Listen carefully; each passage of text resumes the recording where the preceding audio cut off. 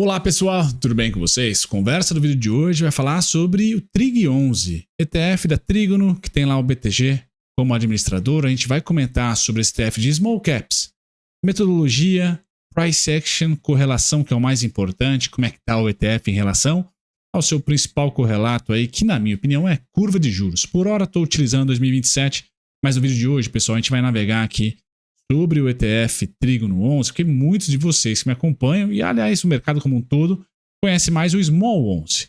Vamos olhar para o Trig 11, que é um pouco mais small e microcap na veia. Inclusive, vamos visitar o site de quem faz o índice, que é o Teva Índice, um site importante, eu acho que interessante, na verdade, né?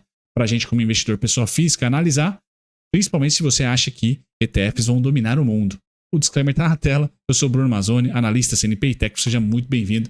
Aqui é o Clube dos Dividendos, vídeos diários, pessoal. Vamos lá. ETF Trígono Teva Ações, que é o nome do índice, né? Teva Ações Microcap, Small Cap Fundo de Índice, tá? Olha, uma curiosidade, pessoal, para o mercado brasileiro, o Trig 11 é um ETF barato. Geralmente, as taxas de administração anual estão rodando aí em 0,5, tá? Ele está em 0,4, beleza? Então, aqui, um ETF mais baratinho, para você investir. O BOVA é 0,5, o NDIV é 0,5, o DIVO 11 é 0,5. Boa parte dos ETFs são ali 0,5 aqui no Brasil. Se não me falha a memória, não há mais barato, a não ser o Trígono. Talvez seja o mais barato o Trig 11. Deixe nos comentários se você conhece algum ETF aqui no Brasil que a taxa de administração é pequenininha, menor do que 0,4, quem sabe 0,10. Vai ser interessante eu fazer um vídeo sobre, inclusive, esse tema, tá? Esse ETF, pessoal, assim como todos os ETFs, são fundos passivos de investimento. Esses fundos passivos replicam um índice. Cada vez mais, a gente vai ficando velhinho aqui, eu vou fazer 35 anos agora, nesse final de semana, grau para vocês dia 26 de março. Cada vez mais eu vejo mais e mais parametrizações da Faria Lima para investimento passivo. Faria Lima entre aspas, porque a Faria Lima hoje no Brasil está muito ativa, né? São gestões ativas, os grandes fundos ali, que estão tomando pancada, inclusive os multimercados, os fundos de ação por saque, multimercado por inversões macroeconômicas. Mas na gringa, cada vez mais os fundos ativos, por exemplo, utilizam ETFs para compor o seu fundo, o seu portfólio. E esses ETFs são todos parametrizados, replicando, então, índices passivos, que não são passíveis de negociação, como, por exemplo, o índice Bovespa. Você não consegue tradear, investir no índice Bovespa.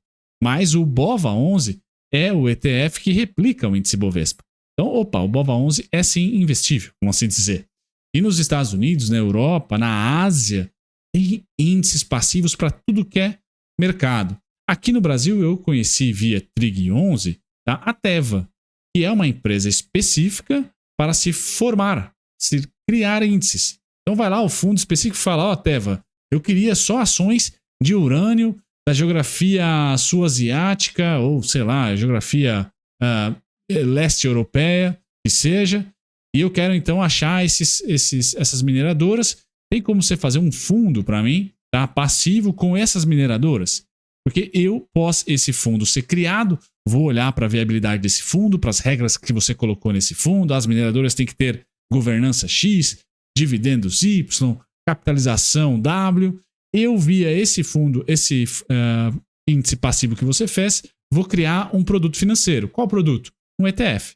Tá? Então, os índices, pessoal, estão sendo criados. E essa Teva, tá? Tem vários índices que eu não conhecia, né? A Teva tem os melhores índices do mercado. A gente tem índice aqui de Microcap, Tesouro Selic, IPCA+, curto prazo. Cara, um índice aqui é Índice Tesouro IPCA Ultralongo Convexed Enhanced. Lista Teva, dividendos ativos reais. Enfim, é índice para dar com pau, tá? E aí a indústria de ETF vai se mexendo. Contrata formadores de índice, esse índice então é viabilizado, interesse ou não, há interesse, cria-se um ETF, tenta vender esse ETF. Tá? A gente tem a Investo, por exemplo, aqui no Brasil. Eu vou falar hoje com a empresa brasileira que fez o índice ARGT da Argentina, que replica lá o Merval, o Mercado Livre Futebol Clube, mas replica o Merval de maneira geral. Tá? Esqueci o nome da empresa agora. Está pipocando cada vez mais essas empresas. A Trígono é um fundo ativo, mas que também criou o seu ETF, que é a Trig 11. Tá? É justamente esse ETF hoje, que tem 0,40 de administração, mais de 1.275 cotistas, vale aproximadamente R$ 38 por cota, tá? Tá com uma rentabilidade pífia, bem ruinzinha aí, desde a sua criação, porque pegou ali 2021 para frente, tá? Quais são as empresas, né? Você pode visitar o site, baixar a planilha, tá? Com a alocação, com a cesta. Mas o que importa são os pesos, né? Então hoje a carteira, a próxima atualização vai ser em maio, tá? A última foi em fevereiro.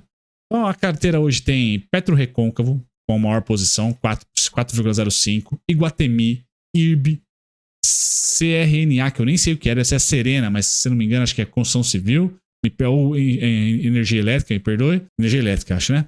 Tupi, Direcional, Oncoclínicas, Edux, Cury, Cogna, Magalu, Valid, Viva 3, Banrisul, Vamo e por aí vai, pessoal. Então assim, se vocês me perguntarem qual o ETF com melhor alocação em micro e small cap e o relativo, a comparação sendo small 11 ou trig 11, trig 11. Tá? Aqui você de fato vai estar investindo, pessoal, até NTNB, de fato você vai estar investindo em small caps. Não vai pipocar aqui uma Uzi Minas da vida, uma CSN da vida, como vira e mexe pipoca, tá? No small 11. Beleza? Então, acho que é um belo ETF para você que quer apostar de maneira diversificada nas small caps brasileiras. Tá? Small caps e micro caps. Então, o fundo vai estar lá replicando esse índice TEVA de ações, tá? Que tem várias regras. O índice TEVA de ações e micro caps tem lá a sua metodologia. Tá? São elegíveis ações e units listadas na B3 com volume mensal de negociação igual ou superior a 50 milhões em cada um dos 2 meses anteriores à data de rebalanceamento. Cada 3 meses ali, tá? Mínimo de 100% dos dias negociados no mês anterior e capitalização de mercado superior a 300 milhões de reais. As empresas emissoras devem ter mínimo de 20% de sua capitalização de mercado disponível, free float. Então, tenta excluir quem não é novo mercado ali, tá? E patrimônio líquido positivo, tá? Que mais? Critérios de qualidade são inelegíveis em empresas pertencentes aos segmentos de tabaco e de armamentos.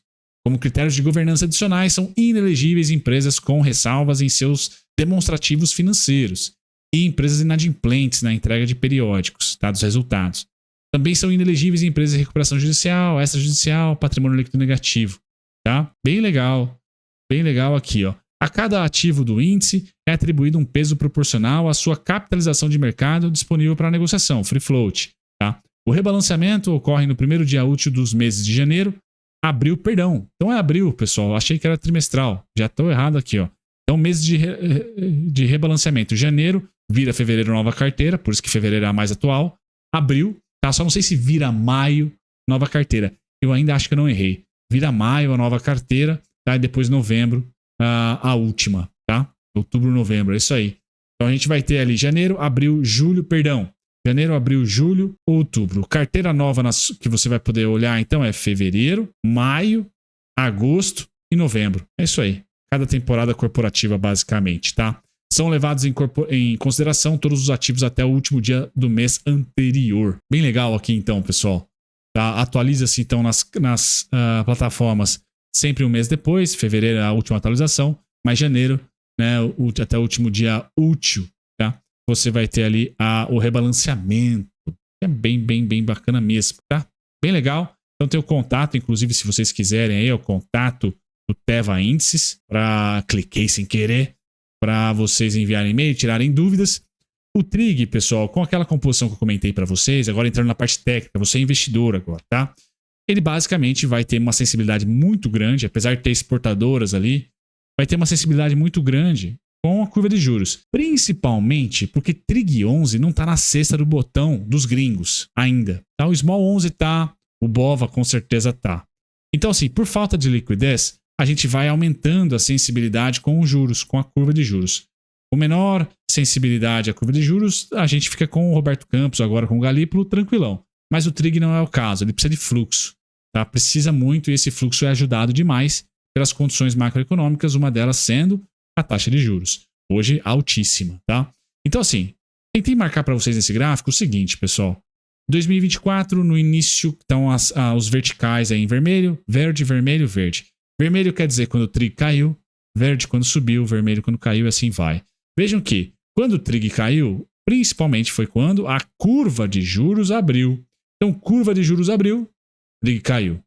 Curva de juros ficou na migué aqui, ó, bem migué, 2 meses na migué, pessoal, lateral, 1 mês de queda, teve caudas aqui, então caiu ao longo do mês, caiu ao longo do mês seguinte, esses 2 meses aqui, ó. 2 meses de queda foram o quê? 2 meses de recuperação, o trig. Depois nós tivemos alta para a curva de juros. Aconteceu, queda para o trig.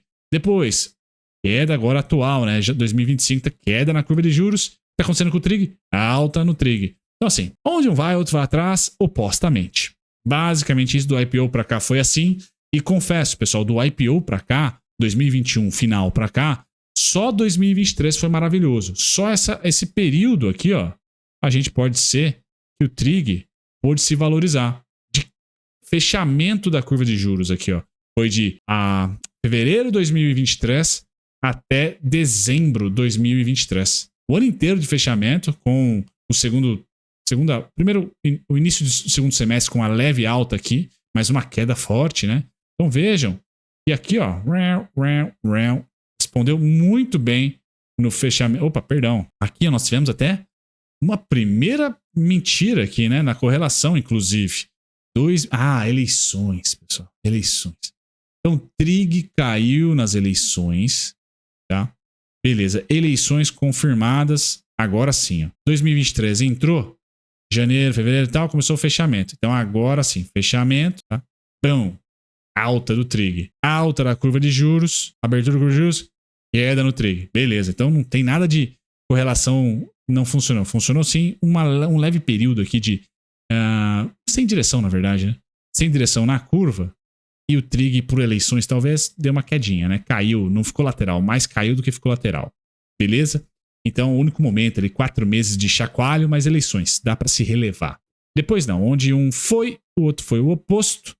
Tá? Até chegarmos no momento atual. Então, para você investir no trig e achar que vai ter uma rentabilidade ferrenha, você tem que achar que a curva de juros vai fechar. Tem que estar otimista com o país. É basicamente isso. Tá? Nada mais. É bem direcional o trig. Então, é aquela pimentinha da sua carteira. Tá? Se não é small cap específica, olho do mosquito, é a pimentinha que vai diversificar em várias delas, mas que boa parte se beneficia do fechamento da curva de juros, do macro melhor, eu quis dizer. Bom, do IPO para cá, então a gente teve 2024 pior ano, 21% de queda, mas 2022 também foi ruim. Foi o ano eleição ali também da alta dos juros pelo Roberto Campos, etc. Então, os 2 anos piores. 23 foi maravilhoso, 30% de alta. Tá? Mas só tivemos de 2020 para cá, pessoal, honestamente, de sossego, 2023. O resto foi tiro, porrada e bomba. Tá? Então, se você acha que teremos sossego em algum momento, o trig, pessoal, tá respirando, porque a curva de juros está fechando. Então, o gráfico do trig agora, parte final do vídeo. Tá? Quais são os melhores aportes do trig em 2025, se você acha que não teremos, ou melhor, se você acha que teremos paz. 36,24, 35,52, 33,6 são os descontos. Acabou o desconto, pessoal, agora. 38,54, praticamente no preço. Tá? Otimistas, 41,88, 48,13 são os seus alvos aqui, ó. Tá? Até uma próxima turbulência. Se você acha que 2025 vai ser igual a 2023, fechamento de juros ao longo de todo o ano, pessoal, só está começando a subir agora. Por quê? Eu metrifiquei aqui a alta de 2023. Está aqui, ó. Essa foi a alta.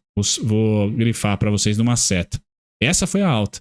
Então, eu projetando essa alta de novo, a partir da mínima de 2024, projetando, vamos lá para R$ 48,13. Beleza? Então, você que está otimista, cara, é lá no R$ 48,13. Tem mais R$ 11 aí para você surfar, aproximadamente.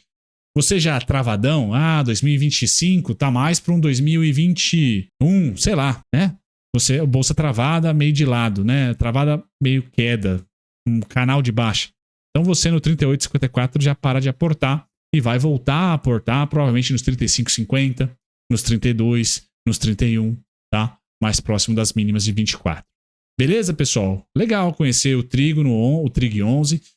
No primeiro comentário fixado eu deixo links para vocês, tá? Especiais. Você que quer conhecer sobre ETFs, agora mais ETFs globais, manda e-mail para mim, pessoal, clube.dividendos@gmail.com, tá? É onde eu vou receber esse e-mail seu e compartilhar com você alguns tutoriais, principalmente PDF, tá? Sobre ETFs globais, como fazer filtros e principal, mais legal, né? Muito se fala sobre os ETFs irlandeses versus americanos, né? eu tenho uma planilha. Os ETFs irlandeses, muitos deles replicam ETFs americanos. Então, quem tem dupla cidadania na Europa ou quem está morando por lá, isenção de dividendo, isenção também de imposto sobre herança, vale muito a pena.